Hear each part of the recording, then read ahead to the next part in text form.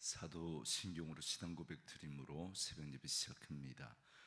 전능하사 천지를 만드신 하나님 아버지를 내가 믿사오며 그 외아들 우리 주 예수 그리스도를 믿사오니 이는 성령으로 잉태하사 통정녀 마리아에게 나시고 본디오 빌라도에게 고난을 받으사 십자가에 못 박혀 죽으시고 장사한 지 사흘 만에 죽은 자 가운데서 다시 살아나시며 하늘에 오르사 전능하신 하나님 우편에 앉아 계시다가 저리로서 산자와 죽은 자를 심판하러 오시리라.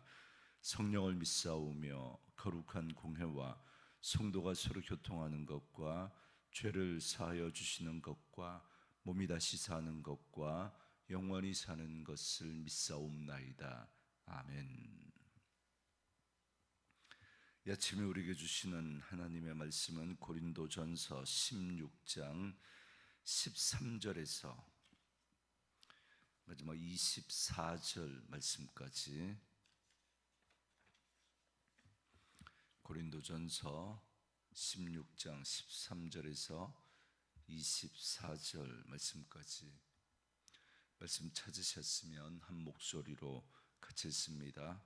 깨어 믿음에 굳게 서서 남자답게 강건하라. 너희 모든 일을 사랑으로 행하라. 형제들아, 스데바나의 집은 곧 아가야의 첫 열매요 또 성도 섬기기로 작정한 줄을 너희가 아는지라. 내가 너희를 권하노니 이 같은 사람들과 또 함께 일하며 수고하는 모든 사람에게 순종하라. 내가 스데바나와 부드나도와 아가이고가 온 것을 기뻐하노니 그들이 너희의 부족한 것을 채웠음이라. 그들이 나와 너희 마음을 시원하게 하였으니 그러므로 너희는 이런 사람들을 알아주라. 아시아의 교회들이 너희에게 문안하고 아굴라와 브리스가와 그 집에 있는 교회가 주 안에서 너희에게 간절히 문안하고 모든 형제도 너희에게 문안하니 너희는 거룩하게 입맞춤으로 서로 문안하라. 나 바울은 친필로 너희에게 문안하노니 만일 누구든지 주를 사랑하지 아니하면 저주를 받을지어다. 우리 주여 오시옵소서. 주 예수 그리스도의 은혜가 너희와 함께하고 나의 사랑이 그리스도 예수 안에서 너희 무리와 함께 할지어다. 아멘. 오늘은 함께 읽으신 고린도전서 16장 13절에서 24절 말씀을 중심으로 모든 일을 사랑으로 라는 제목의 말씀으로 잠시 은혜를 나누겠습니다. 오늘 본문은 고린도전서의 마지막 부분으로 이제 편지를 마감하면서 마지막 권면과 끝인사를 하고 있는 내용입니다. 먼저 13절, 14절을 보시면 깨어 믿음에 굳게 서서 남자답게 강건하라. 너희 모든 일을 사랑으로 행하라 그럽니다. 이 두 구절은 사실 고린도전서 전체에 대한 결론이라고 말할 수 있습니다. 바울은 지금까지 고린도 교회 안에 있었던 여러 가지 문제들에 대해서 어떻게 그 문제들을 고쳐가야 할지를 말씀했습니다. 그러나 다른 생각을 가지고 있는 사람들이 많이 있었기 때문에 반발도 많았을 것이고 개혁에 대한 저항도 만만치 않았을 겁니다. 그렇기 때문에 깨어 믿음에 굳게 서서 남자답게 강건해야 한다라는 겁니다. 다시 말하면 정신을 차리고 흔들림 없이 용감하게 대처하며 교회를 바르게 개혁해 가라라는 겁니다. 그냥 좋은 게 좋다고 넘어가면 아무런 변화도 일어나지 않을 것이기 때문에 그렇습니다. 그런데 이렇게 개혁해 가야 할 때 13절 말씀만 보면 마치 불도저식으로 무조건 믿음으로 밀어붙이라는 말처럼 들릴 수 있습니다. 정말 그렇게 불도저식으로 밀어붙이면 다 될까요? 우리는 내가 옳다고 생각하면 그렇게 밀어붙여도 된다고 생각할 수 있습니다. 그러나 세상은 그리고 세상은 그런 리더십을 원하는 그런 경우가 있기도 합니다. 그러나 교회에는 아직 미성숙한 신앙의 사람도 있고 오해를 하거나 상처를 잘 받는 연약한 형제들도 있습니다. 그래서 14절에 보면 이 모든 일을 행할 때 사랑으로 행하라 라고 덧붙여 말씀하고 있습니다. 내가 하는 말이 아무리 옳다고 해도 그 말을 하는 밑바탕에 사랑이라고 하는 마음에서 그 말을 하고 있느냐를 살피라는 것입니다. 왜냐하면 사랑이 결핍된 가운데 진행된 개혁은 서로에게 상처로 남을 것이기 때문에 그렇습니다. 여러분, 우리 사람들은 아무리 치우치지 않고 균형을 잡으려고 해도 자기 입장에서 먼저 보게 되고 자기가 가지고 있는 안경으로 먼저 보게 되어 있습니다. 그래서 한쪽으로 치우칠 수밖에 없습니다. 그래서 하나님은 공동체 가운데 다양한 사람을 허락하시고 다양한 생각을 하게 하십니다.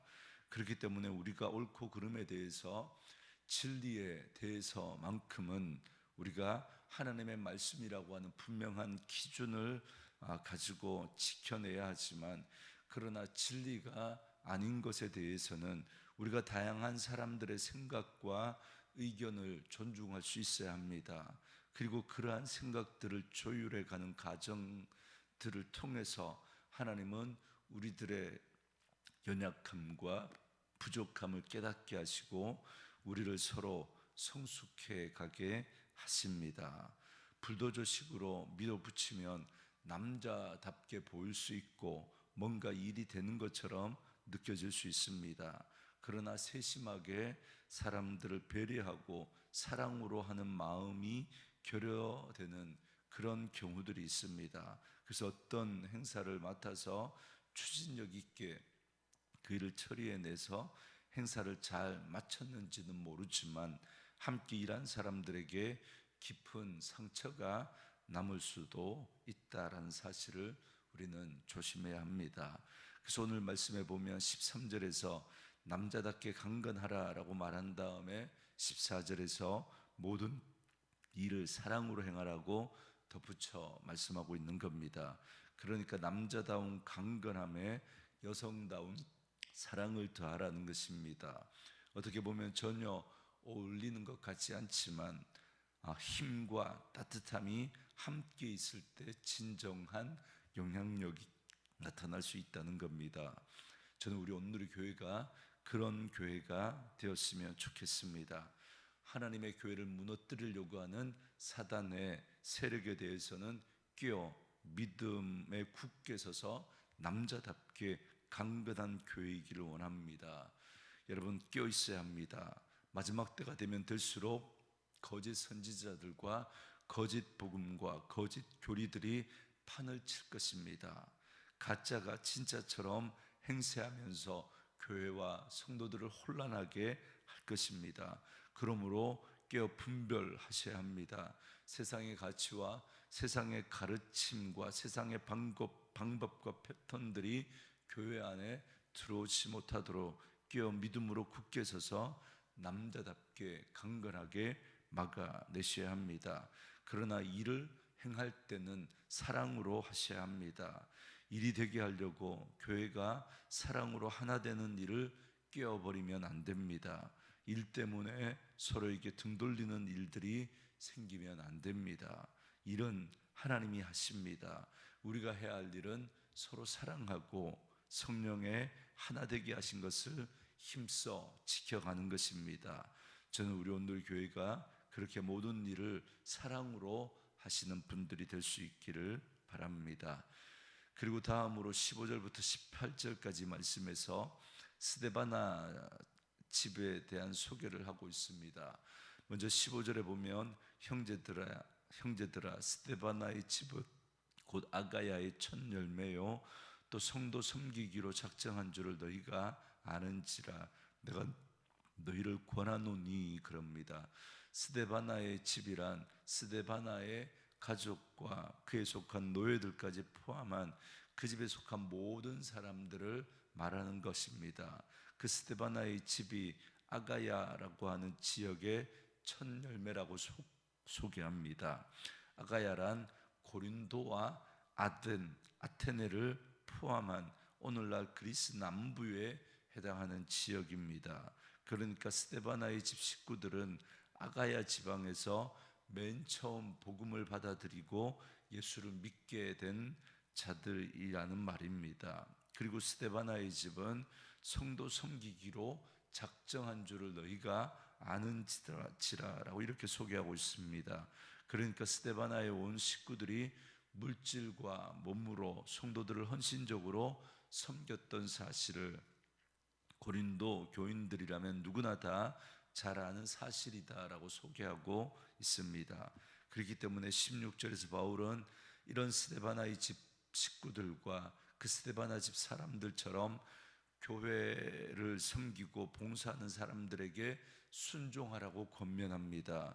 여기서 순종하라는 말은 그런 사람들을 존경하고 본받아 너희들도 그런 헌신자들이 되라는 말입니다. 그리고 17절에는 스데바나, 부드나도, 아가이고 이렇게 세 사람을 소개합니다. 이들은 고린도 교회가 바울에게 편지를 보내기 위해서 바울에게 보냈던 자들입니다. 이들은 교회가 자기들에게 맡겨준 사명을 성실하게 수행했던 사람들입니다. 그래서 바울은 그들의 업적을 높이 평가하면서 이렇게 말합니다. 그들이 너희의 부족한 것을 채웠다 그럽니다. 그리고 이어지는 18절에서는 그들이 나와 너희 마음을 시원케 했다라고 말합니다. 그러니까 이 세 사람의 헌신적인 섬김과 모범이 고린도 교회의 문제를 해결하는 데 있어서 크게 공헌했다는 겁니다. 그래서 고린도 교회 성도들과 사도 바울의 마음을 시원하게 했다라고 말씀하고 있는 겁니다. 그래서 바울은 칭찬으로만 끝나지 않고 고린도 교회 교인들에게 이런 충실한 일꾼들을 알아주라고 권면하고 있습니다. 여기서 알아주라는 말도 역시나 그들을 존경하고 그들의 그런 모범된 삶을 본받으라는 말이라고 할 수 있겠습니다. 이처럼 교회 내에 충실한 일꾼들을 교회가 눈여겨주고 박수를 보내야 합니다. 마지막으로 19절부터 24절에 보면 재림을 소망하며 서로 문안하라고 권면합니다. 사도 바울은 먼저 19절에서 21절까지 말씀해서 네 그룹 사람들이 고린도 교회에 보내는 문안 인사를 소개합니다. 첫째는 아시아 교회들이 보내는 문안 인사입니다. 사도 바울은 지금 에베소에서 이 편지를 쓰고 있기 때문에 에베소 교회의 문안뿐만 아니라 사도 바울이 복음을 전한 여러 교회들의 문안 인사를 전하고 있는 겁니다. 지금은 전화나 문자로 쉽게 소식을 전할 수 있지만 그 당시에는 인편을 통해서 소식을 들을 수 있었기 때문에 이들 교회들을 대신해서 바울이 인사를 전하고 있는 겁니다. 그리고 두 번째, 아굴라와 브리스길라의 문안을 전합니다. 아굴라와 브리스길라는 고린도 교회를 개척할 때 바울과 함께 크게 도움을 주었던 부부입니다. 그래서 이 헌신적인 부부의 인사를 전하고 있는 겁니다. 그리고 세 번째 인사는 다른 성도들의 인사요, 네 번째가 사도 바울의 인사입니다. 그런데 21절에 보면 사도 바울은 친필을 들어 인사한다 이렇게 말하고 있습니다. 이게 무슨 말이냐면 지금 바울이 고린도 교회에 편지를 쓰고 있지만 바울이 나이가 많았기 때문에 눈도 어둡고 또 그러니까 직접 편지를 쓰는 게 쉽지 않았습니다. 그래서 바울은 부르면 그 편지를 옆에서 누가 대신 써주었습니다. 그렇기 때문에 이 편지가 사도 바울의 편지라는 사실을 증명하기 위해서 맨 뒷부분에는 바울이 직접 친필로 적어 보냈던 겁니다. 마치 오늘날 도장이나 서명을 하는 것과 같은 역할이라고 할 수 있겠습니다. 이렇게 문안 인사를 전하면서 너희는 서로 문안하라라고 권하고 있습니다. 그리고 이 편지의 맨 마지막에 바울은 예수 그리스도의 은혜가 너희와 함께 하기를 축원하는 축도로 끝을 맺고 있는데, 그런데 그 축도 바로 앞에 저주와 소망의 메시지를 말씀합니다. 22절 말씀에 만일 누구든지 주를 사랑하지 아니하면 저주를 받을지어다. 우리 주여 오시옵소서, 이렇게 말합니다. 저주의 메시지는 만일 누구든지 주를 사랑하지 아니하면 저주를 받을지어다 라는 것이고, 소망의 메시지는 우리 주여 오시옵소서입니다. 그러니까 이 편지를 받는 자들에게 분명한 두 가지 길 중에서 바른 길을 택하라고 방향 제시를 하고 있는 겁니다.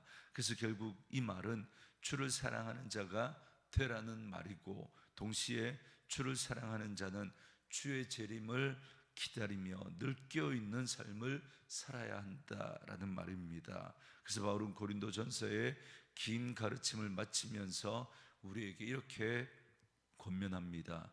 남자다운 강건함을 가져야 하지만, 그러나 그것을 행할 때는 사랑으로 행해야 한다는 겁니다. 그렇기 때문에 불의와 사단의 공격 앞에서는 강건한 모습을 보여야겠지만, 그러나 그것을 지켜내고 교회와 성도들을 세워감에 있어서는 사랑과 따뜻함으로 해야 한다라는 것입니다. 그리고 그 강건함과 따뜻함이 우리 신앙과 인격 속에 함께 자라도록 해야 할 것입니다. 그리고 말씀으로 이 하루를 시작한 우리 성도님들은 스데바나 집 사람들처럼 하나님의 교회와 성도들을 작정하고 섬김으로 주님과 사람들의 마음을 시원하게 하는 분들이 될 수 있기를 바랍니다. 그리고 무엇보다 그리스도를 사랑하는 분들이 되셔서 다시 오실 주님을 소망 가운데 기다리며 그리스도 안에서 서로 문안하며 몸된 교회를 아름답게 세워나가는 그런 분들이 될 수 있기를 주의 이름으로 축원합니다. 우리 주신 말씀 묵상하시면서 이 찬양